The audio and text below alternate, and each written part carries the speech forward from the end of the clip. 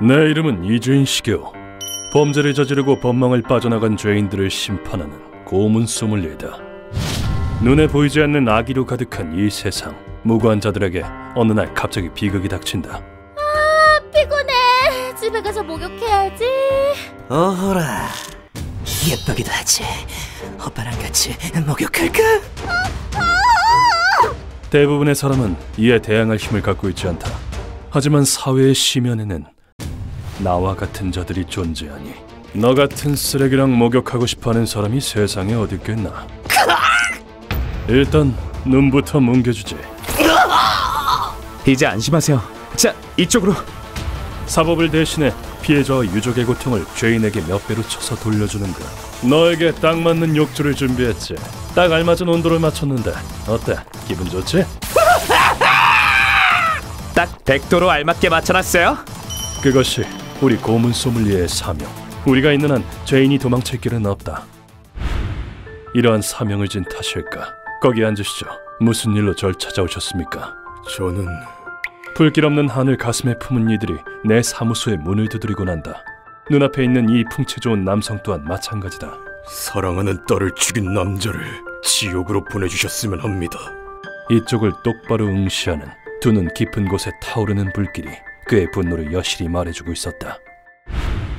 의뢰인의 이름은 미야시타. 그에겐 고등학생 딸이 한 명 있었다. 아빠, 좋은 아침. 도시락 싸놨어. 아이고 우리 딸, 매번 고맙고 미안하구나. 아빠 복 받은 줄 알아. 세상에 나 같은 효녀가 어딨어? 의뢰인의 아내는 딸을 낳고 얼마 지나지 않아 세상을 떠났다고 한다. 의뢰인은 혼자 힘으로 열심히 딸을 키웠다. 세상에 내 딸 다 컸구나. 다 컸어. 아빠, 나 유치원 막 졸업했는데? 말 그대로 눈에 넣어도 안 아프리 많지 사랑스러운 딸이었다. 의뢰인의 딸 사키 씨는 두뇌가 명석하여 그 지역에서 유명한 명문고에 진학했다. 아빠, 나 합격했어! 정말 장하다 내 딸. 다녀올게, 아빠. 그래, 너무 늦지 않게 오거라. 응, 아빠도 너무 무리해서 일하지 말고. 의뢰인은 딸을 무사히 시집 보내는 걸 사명으로 여겼었다고 한다. 그러던 어느 날 야근을 마치고 귀가한 의뢰인은 집안 분위기가 평소 같지 않다는 걸 눈치챘다. 응? 불이 꺼져 있네. 얘가 웬일로 일찍 잠들었다? 의뢰인은 딸이 일찍 잠자리에 들었겠거니 생각했다. 하지만 그건 크나큰 착각이었다. 아니, 얘가 어딜 갔지? 이 늦은 시간에 갈 데가 어디 있다고? 집안 어디에서도 딸의 모습을 찾을 수 없었던 것이다. 딸은 전화도 받지 않았고 지인의 집에 신세를 졌는가 하면 그것도 아니었다. 고등학생 딸이 집에 돌아오지 않아요. 어쩌면 좋죠? 일단 여기에 성함 적어주시고요. 따님의 얼굴을 알만한 물건이 있다면 제출해 주십시오. 딸이 사건에 말려들었을까 우려한 의뢰인은 경찰서로 헐레벌떡 달려갔다. 그날 뒤로 의뢰인은 일까지 쉬어가며 죽어라고 딸을 찾았다. 사키, 대체 어디 있는 거니? 왜 아무데도 없는 거야? 번화가, 학교, 딸이 갈 법한 곳이라면 안 가본 데가 없었다. 불안으로 가슴이 짓눌려 터질 듯했다. 의뢰인은 거의 미치기 일보 직전이었다. 제발 사키한테 아무 일도 없기를. 신이시여, 전 어찌되든 좋으니 부디 제 딸만 무사하게 해주십시오. 그도 그럴 것이 의뢰인에게 딸은 삶의 모든 것이었기 때문이다. 하지만 그러한 노력이 무색하게 의뢰인에게 비보가 전해졌다. 거짓말이죠? 딸이 싸늘한 시신이 되어 발견됐다는 소식이었다. 사키! 사키! 시신은 산중의 숲속에 매장돼 있었습니다. 진심으로 애도를 표합니다. 누군가가 딸을 살해한 뒤 산속에 묻어버린 것이다. 사인은 두부 구타로 인한 뇌내출혈이었다. 온몸에 폭행 흔적도 남아있었다. 이런 말씀드리기 그렇지만 고인의 몸에선 성폭행 흔적도 발견되었습니다. 뭐라고요? 그도 모자라 딸은 범인에게 능욕까지 당했었다. 딸의 비참한 죽음을 알게 된 의뢰인은 눈앞이 새빨갛게 물들었었다고 한다. 감히 내 딸에게 그런 짓을! 대체 누구야? 절대 용서 못해! 의뢰인은 범인에게 반드시 복수하리라 맹세했다. 경찰 조사와는 별개로 의뢰인은 독자적으로 범인의 행방을 쫓았다. 제 딸을 보신 분을 찾습니다. 직접 목격 정보를 모으고. 정말 고맙구나. 너희도 조심하렴. 아니에요. 사키의 원수를 꼭 갚아주세요. 학교는 물론 딸이 발걸음했던 모든 것을 하나하나 찾아가 탐문 조사를 했다. 그러던 어느 날 의뢰인은 어떤 남자를 만났다. 혹시 그쪽이 미야시타 사키의 부친인가? 그렇네만 딸에 대해 뭔가 알고 있나? 남자는 의뢰인이 누군지 한눈에 알아보고 아는 체를 해왔다. 남자의 정체는 고쿠엔가이에서 활동하는 정보상이었다. 정보상이라고 했지? 내 딸의 사건을 조사하는 이유라도 있는 건가? 정부라는 건 누구한테 수혜가 있을지 모르는 법이거든. 광범위하게 망을 쳐둬서 나쁠 거 없다는 소리야. 정보상은 사키 씨의 사건을 쫓고 있었다. 그때 정보상이 의뢰인에게 물었다. 그래서 말인데 내 정보 살 생각 없어? 사정이 있어서 지금 몸을 숨기고 있는데 슬슬 돈이 떨어져가던 참이거든. 정보상의 제안은 범인을 찾을 유일한 한 줄기 빛이었다. 물론 사겠네. 쓸모있는 정보라면 돈은 얼마든지 내겠어. 의뢰인은 망설임 없이 정보를 사겠다고 외쳤다. 좋아, 그럼 날 따라오도록 해. 마침 정보를 준 사람을 만나러 가는 길이었으니까. 정보상이 의뢰인을 이끌고 만나러 간 상대는 왔는가? 여기까지 오느라 수고가 많았네. 아니야 뭘, 그건 됐고 정보는 갖고 있겠지? 물론일세. 다름 아닌 홈리스 노인이었다. 정보상은 그 같은 사람을 돈으로 고용해 곳곳에 배치함으로써 온갖 목격 정보를 모으고 있었다. 잠깐, 이 사람이 진짜 정보를 갖고 있단 말인가? 물론이지.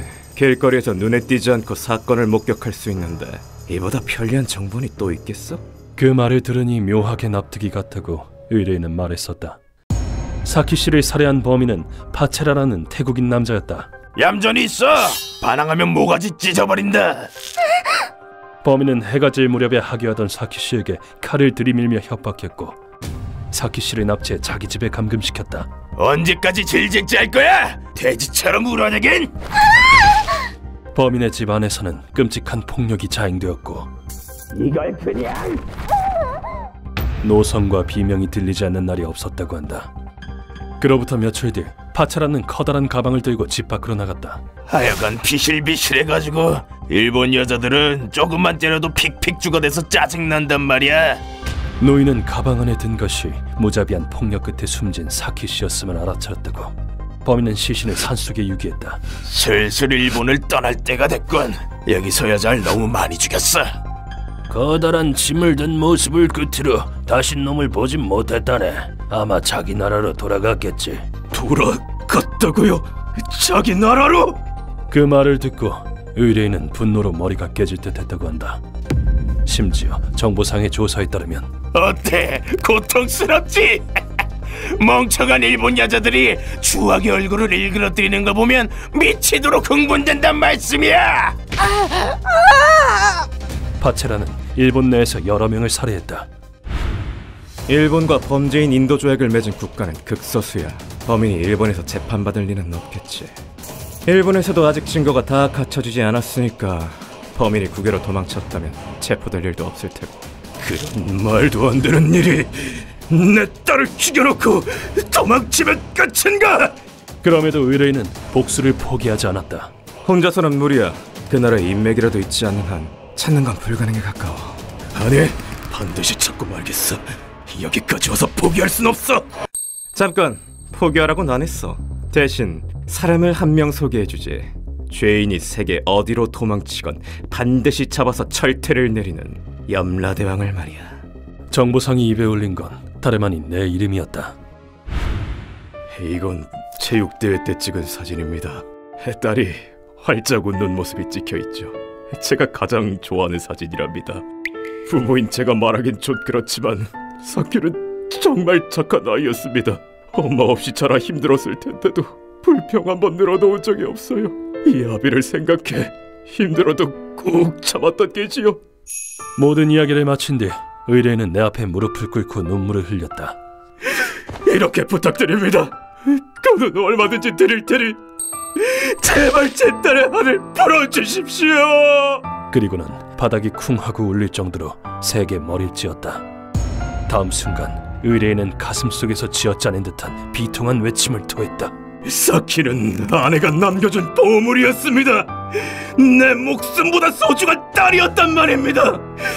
그런 내 딸을 욕보이고 목숨까지 빼앗은 그자가 멀쩡하게 살아있다니 그게 가당키나 한 일입니까? 그 외침에는 의뢰인의 갈 곳 없는 비탄과 증오가 담겨 있었다. 애원의 목소리와 함께 내밀어진 손을 내가 어찌 뿌리칠 수 있겠는가? 알겠습니다. 두 분의 한은 제가 책임지고 풀어드리겠습니다. 고맙습니다. 딸과 사키와 함께 살고 싶었는데. 고문 소믈리에는 이러한 목소리를 거두기 위해 존재하는 것이니까.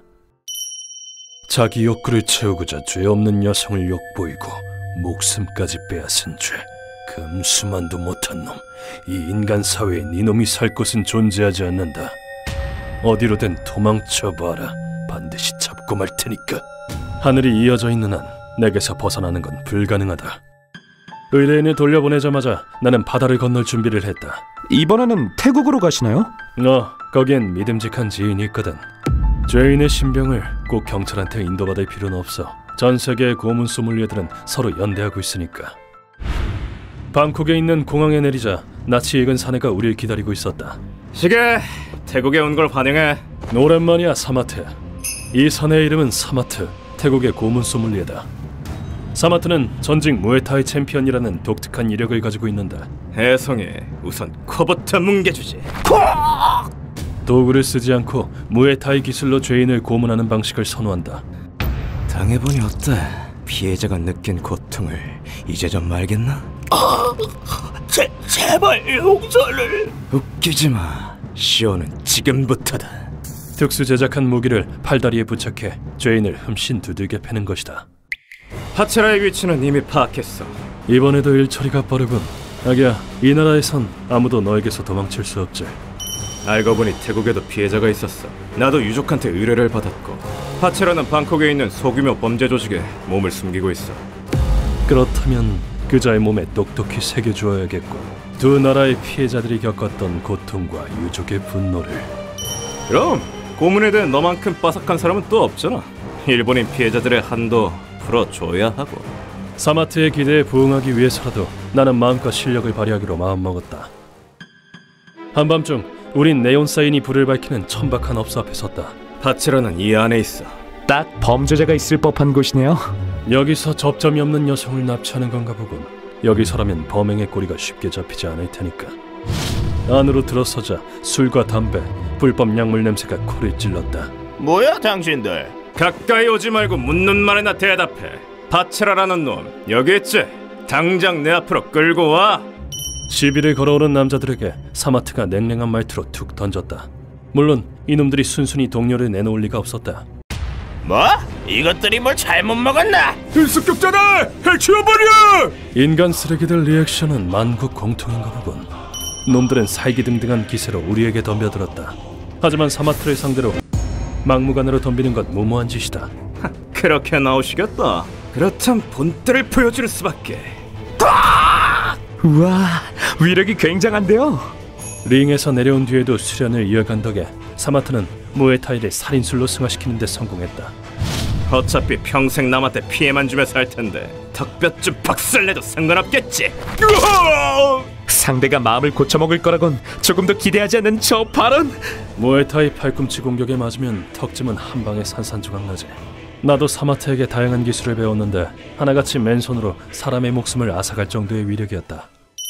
10명 정도 쓰러뜨리자 놈들이 깨끗이 길을 터주었다. 네가 그 파체라냐? 뭐야 너넨? 경찰이냐? 널 지옥에 떨굴 염라대왕 사자 되시겠다.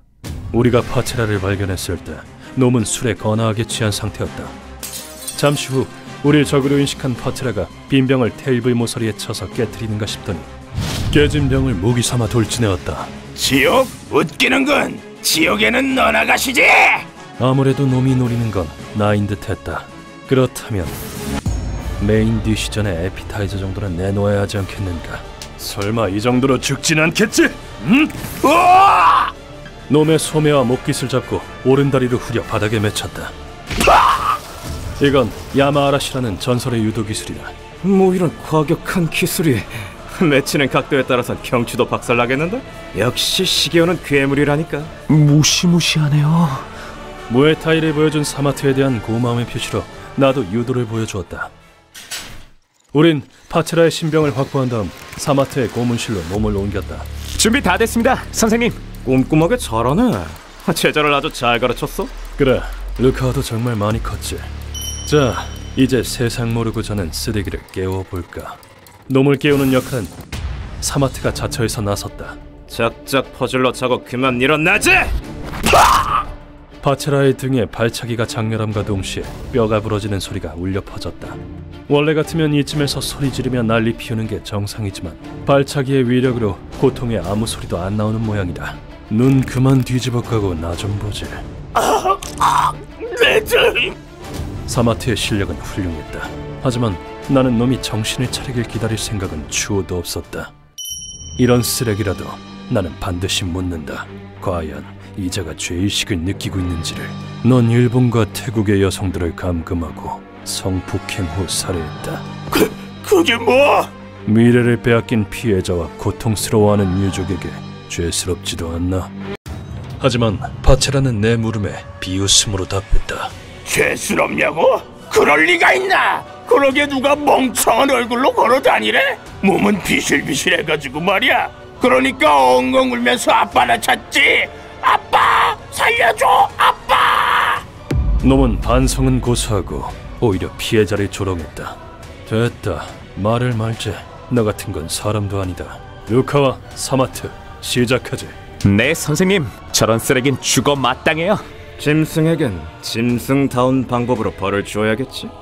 내 목소리에 두 사람이 거대한 갈고리를 가져왔다. 두 사람은 파체라의 턱 밑에 갈고리를 걸고는 가만히 좀 있어. 턱 뜯어진다. 무슨 낚시하는 기분이네요. 그대로 놈의 몸뚱이를 낚아올렸다. 이건 예전에 태국의 교도소에서 실제로 시행됐던 고문 중 하나이다. 시계요. 이제 시작해볼까? 좋아. 최대한 고통스럽게 부탁하지. 그거야 내 전문이지. 맡겨둬. 물론 저것만으로도 충분히 고통스럽겠지만 고문은 지금부터 시작이다. 우린 갈고리에 매달린 파체라의 몸을 사정없이 구타하기 시작했다. 벌써부터 죽는 소리 하기는 사람이 기껏 몸을 단련시켜주는데 말이야! 피해자를 때려 죽여놓고 우는 소리하면 누가 들어줄까봐? 죽이진 않는다. 어떤 각도로 때려야 가장 고통을 느끼는지 우린 아주 잘 알고 있으니. 사마트가 로우킥으로 놈의 허벅지를 때렸다. 이건 아직 시작에 불과해! 기절은 용납하지 않는다. 깨어있는 상태로 죽을 때까지 얻어맞도록 해. 가차없는 구타에 갈고리가 꽂힌 턱 밑의 아픔까지 더해진다면 그야말로 지옥을 초월한 고통이리다. 그걸 견디다 못한 파체란 결국 내가 잘못했어. 경찰에 자수할 테니까 제발 목숨만은. 15분 만에 항복을 선언했다. 하지만 내 대답은 물론 정해져 있었다. 내가 왜 약한 놈한테 무슨 짓을 해도 괜찮은 거 아니었어? 그럼 널 3일 동안 두들겨 패도 상관없겠지. 힘이 약한 네 잘못이니까. 얼마든지 울부짖어봐.